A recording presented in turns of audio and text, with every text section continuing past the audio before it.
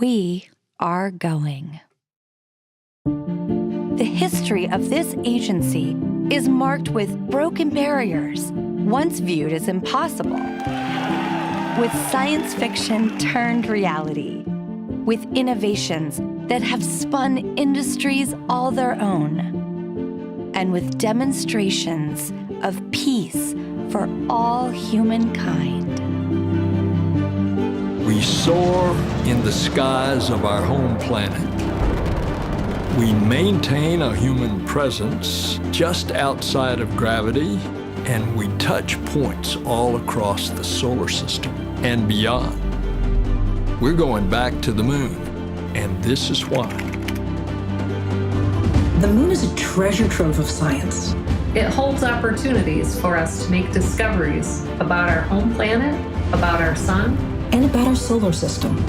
The wealth of knowledge to be gleaned from the moon will inspire a new generation of thought and action. Without fail, every major program and mission NASA has invested in has led to technologies and capabilities that have shaped our culture.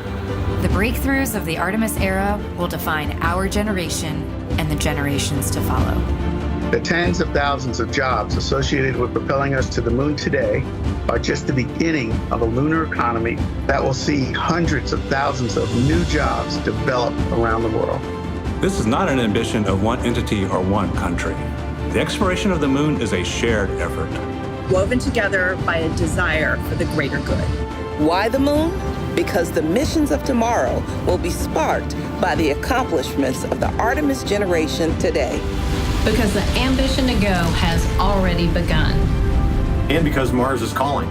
We need to learn what it takes to establish a community on another cosmic shore.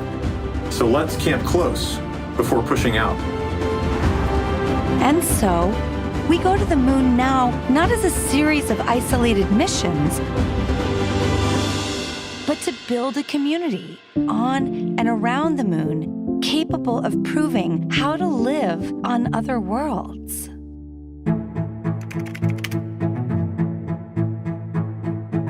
We'll use the lessons from more than 50 years of peaceful exploration to send a new generation to the lunar surface to stay.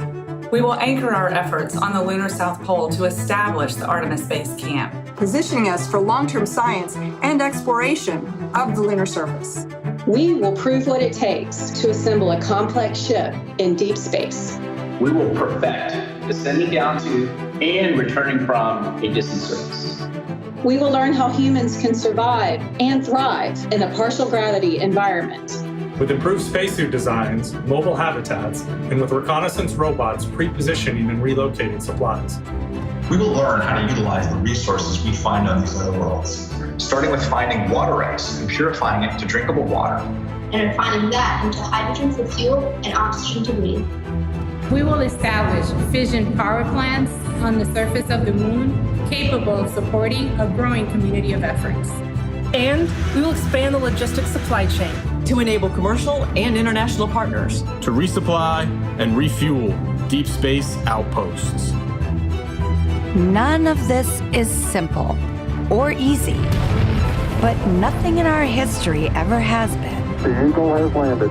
You got a bunch of guys about to turn blue. We're breathing again. Thanks a lot. This kind of continuous lunar presence is a natural extension of all that we've learned in low Earth orbit. And what we will accomplish there will ensure the monumental missions to Mars are within reach. As we ready the launch of the first Artemis mission, and as commercial companies ready their lunar landers for the first private payload deliveries, we have already begun to take the next step.